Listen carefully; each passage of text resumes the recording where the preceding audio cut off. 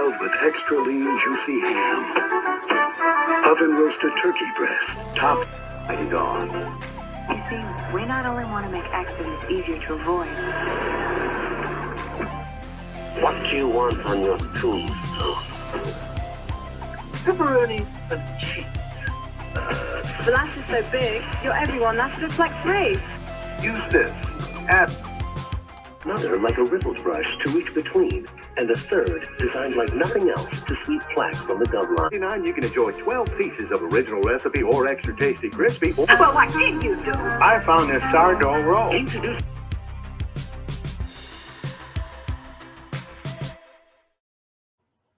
Hey everybody, this is Hebro77 here, and today we're going to do something pretty darn cool, and this is going to be me making sense of senseless television commercials. Now, I've been watching these television commercials for a long time now, and I've had a lot of thought about these, so hopefully I don't screw this up too badly. Now, I can't really play the sound on a lot of these because I think there is music. This one doesn't have any music in it, so I think this should be fine. So let's go ahead and play this Geico ad. And you tell me what you think. Huh. Is that true? Geico's been saving folks money for 85 years? Yep, that's right. Wait, so if Geico's 85, that makes you... Are you asking if I'm 85 years old? I mean, sea turtles live to be 150, so... No, I would... So, okay, we'll stop it right there because I don't want to get too deep into copyright claim issues here. But, so yeah, you take a look at this guy, take a look at his shirt, and now look at this. Look, I've got a picture of Jonah Hill from Superbad. And basically, you look at this guy, he's doing almost like a Jonah Hill impression. He's a big fat guy, and he's got the same exact shirt as Jonah Hill. Although I think Jonah Hill's shirt was a little lighter. But he's doing a lame impression of Jonah Hill. So there's that. And here is Jonah Hill from Superbad. A picture of Jonah Hill from Superbad. And yeah, see, same exact top, same exact sort of weight, the weight that he was then. They're totally ripping off Jonah Hill. And yeah, it's crazy, man. Anyway, so let's see. Let's go back to this. This is the Geico commercial. Whoops, I'm not sharing it, am I? All right, so this is the Geico commercial again. And listen to the way he talks.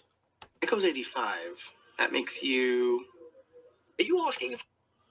Okay, so yeah, he's totally doing sort of like a Jonah Hill-ish impression here. And it's not even Jonah Hill from this century. What are they even thinking here with this commercial? Anyway. So, yeah, this is just a really bad Jonah Hill impression. Next commercial here is called Dog Walk, Catwalk. I don't understand this because the lady is walking. Now, I got the sound turned off here because there is music playing, and that could be a copyright issue. Okay, here we go. So here you go. Okay, this lady's walking down the street. She swings her purse over her shoulder. And what is this guy's rat? Why is everybody looking at her like this? And then she throws like this pink dog bone to the dog. And then she walks in next to another fat lady and then explains that she got this hoe set up at Marshall's. Let's analyze this for a minute. Let's break this down. So this lady here walking down the street Does she think she looks good in this outfit? Or is Marshall saying this get up, this outfit actually looks good? She looks like a big pink marshmallow. I guess if you're into big pink marshmallows, then sure, why not? Go for it. And she's all like stuck on herself for some reason. This is not the image I think of when I think of like glamorous stuff and beautiful women. I mean, look at that from behind. That's just horrible. It's pantsuit or whatever with big O, whatever the hell that is. And she's just walking down the street all nonchalantly. And everybody's staring at her like, oh my God, she's the hottest thing since I don't know, name your generic supermodel, Kim Kardashian, I guess. But yeah. And then this woman's like, what the hell? Her face is not of that of I am impressed. I oh my God, I want that outfit. Her face is more like saying, what the hell am I looking at? I mean, seriously, is this the face of someone who's impressed? And then, of course, here's the, let's see. Ah! This is where she actually talks. So let's go ahead and we'll put the sound on for that. Great, I got to do two things. Okay. Sound, please. Orange is the time leather bag from Marshall's. It was such a deal. Okay, yeah. I am just completely dumbfounded by how stupid this commercial actually is. And it's from Marshall's. So, what the hell? What the literal hell was that? Well, that's what I'm here to do. Literally make sense of the unsensible. This next commercial is the original Jake from State Farm commercial. And there's a few changes you might notice here when I play them back to back. Here's the original Jake from State Farm. Yeah, I'm married. Doesn't matter. You do that for me? Really? Yeah, I'd like that. Who are you talking to? It's Jake from State Farm. Sounds like a really good deal. Jake from State Farm at 3 a.m. Who is this? It's Jake from State Farm. Jake what are you from wearing, State Farm. Jake from State Farm? Khakis? She sounds hideous. Well, she's a guy, so. Well, there you have it. It's so freaking crazy to think there's the original Jake from State Farm. Now, one thing I want to point out here is notice his cubicle and notice this guy sitting here. Now, a change was made about a year or so later, or maybe a couple years later. I don't know how long it took, to where Jake from State Farm suddenly changed skin tone. Yeah. Well, let me just come out and say it. They changed Jake from State Farm from this guy here to a black guy, just some random black guy.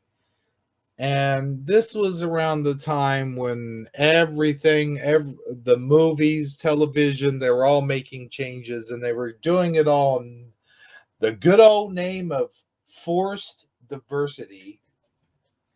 And I mean, I'm for diversity, but why do you have to change a character from one skin color to another? Why not just have a different character?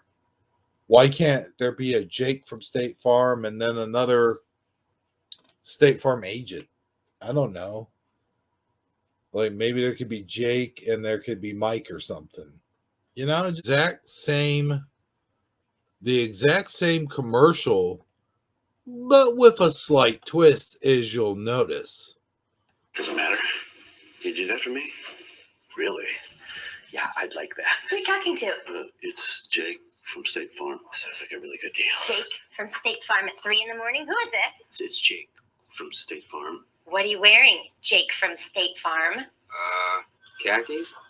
Hey, do they ever ask you what you're wearing? Yeah. Red sweater, Okay, wait. button-down shirt, black. Now let's rewind that a little bit. Now you might notice the guy in the next cubicle is, in fact, the original Jake from State Farm. Hey, do they ever ask you what you're wearing? So that's kind of the joke here, and I think that's what they were going for. And maybe they attended all of these guys just to be Jake from State Farm. As you can see on his desk, it does say Jake from State Farm. So maybe it's different guys, but it's kind of like 007. You know, it's James Bond, but he's using, 007 is just a code name. So maybe Jake from State Farm is just a code name. I don't know. But anyway, so yeah, they decided to change it. Yeah. And now we get this Red version sweater, of button-down shirt, Jake from State Farm. black a good. And now we move on to our next commercial, which when I first saw this commercial, it confused the hell out of me. But as it progressed, and as I watched it a second and even the third time, I started to catch on. And I think you will too once you see it.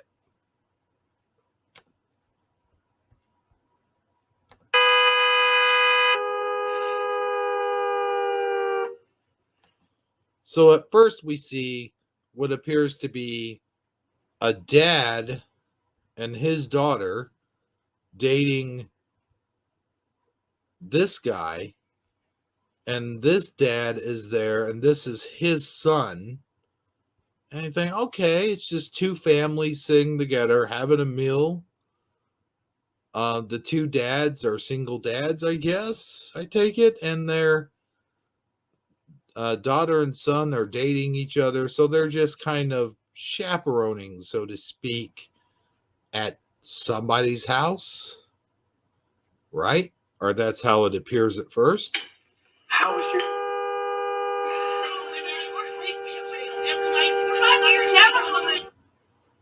And then it gets to this part, and it's like, what in the hell? So let's do a little sound ad-lib over this. Okay. We'll take off the sound and play it as it is. So how was your day, honey? Wow, this is one hell of a movie. Who's the killer? I'm glad you let me stay over at your house, neighbor. Yeah, no problem, but look at my credit score. It looks terrible. Well, it sure does. Well, good night, neighbor. Okay, good night, neighbor. Sorry, I only have one bed. Yeah, no problem. So, yeah, I mean, that's how I interpreted it at first. But, of course, we know what agenda they're pushing in this ad. Very obvious when it comes down to it. These are not dads of these kids. These are not two single dads at all. And well, you get the point. But I like my spin on things rather than what the commercial is shooting for. And if you look at it, they're acting like a couple, but not really acting like a couple. I mean, does he spoon with him after this? No, they just kind of turn off the lights and go to bed their own separate ways. He's talking about his credit score, and he's like, your credit score sucks. They turn off the lights and just, yeah, they're sleeping just like that. So, how do I interpret the commercial? These are two kids out on a date And these are their fathers. Although I don't know why. Anyway. So, yeah, there you have it. By the way, it took me forever to find this commercial. Ironically, because as I'm watching shows on Pluto TV and Tubi, this commercial would play constantly, like all the time. Like I said, it took me a long time to figure out what was really going on here. But yeah, you get the gist of things. Let's move on to our next commercial. Next commercial, I can't really play the sound here because there is some music in it. But let's watch the commercial and listen to some of the dialogue. I will have to cut it off when the music comes up, though. Whoops. So this car pulls up in what appears to be some kind of back alleyway to like an apartment complex of sorts. Yeah, this doesn't seem like a shady deal at all.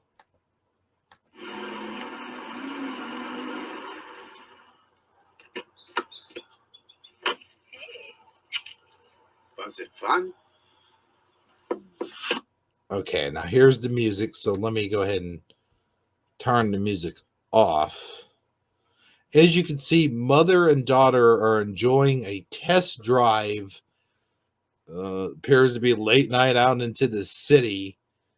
And appears to be a very expensive car. I can't think of what kind of car. And then the daughter turns and asks, "Can we keep it?" And just the context of this commercial is very strange, very weird. So let me turn the sound on. We keep it. Let me see you move. So, okay, now that you've seen the commercial in its entirety, let's break it down as we go with the sound off so there's no copyright issues. Okay, the car pulls up in this seamless, like, shady area, and this guy, this Italian guy, you can tell he's Italian because he's got the Adidas sweats on and the gold chain, and he walks up. Well, he's either Italian or Russian. I couldn't figure out which.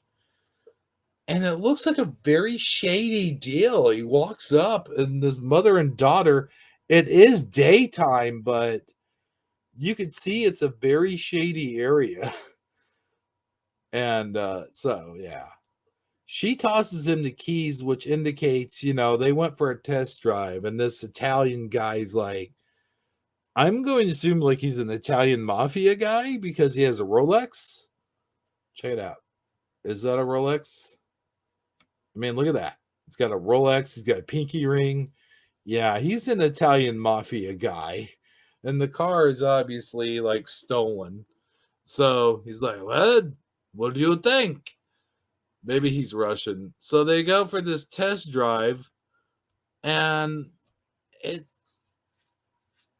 after midnight. It's got to be like 1 or 2 in the morning. They look like they just hit the clubs, but it's obvious it's mother and daughter. Why are they They're test driving it at night, and when they show up, it's daytime? How long did it take them to test drive this car? What type of morning was it? Was it 2 or 3 in the morning, and then it became daylight, and this Italian guy comes out? I mean, it's just so strange because it was nighttime. And then the little daughter says, "Can we keep it?" And when she says that, the Italian guy looks at her like, "Are you fucking serious? Hell no, you can't keep it. You couldn't keep up with the payments. I had a loan shark come out here, and said that you guys, you owe him money. He's going to come out here and break your legs. I'm not going to give you this car." So, I mean, yeah. That's what I mean, look, it's just and they're so happy about it. He didn't really give him an answer. He just kind of smirks and shakes his head like, "Yeah, sure, you can keep it." Oh my god. Turo. I guess that was Alexis? I don't know. This is very, very messed up. I mean, it's so messed up.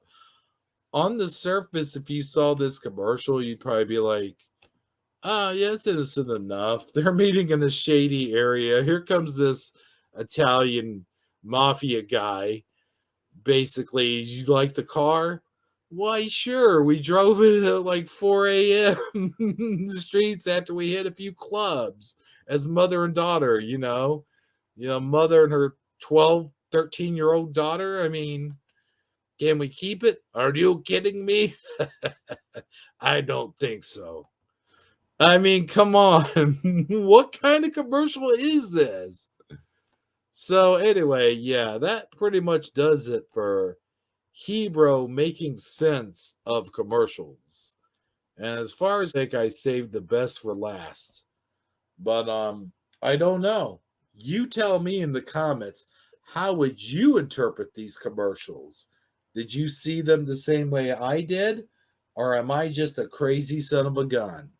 Until next time, remember, knowing isn't just half the battle, it's the whole damn war. I'll see you then.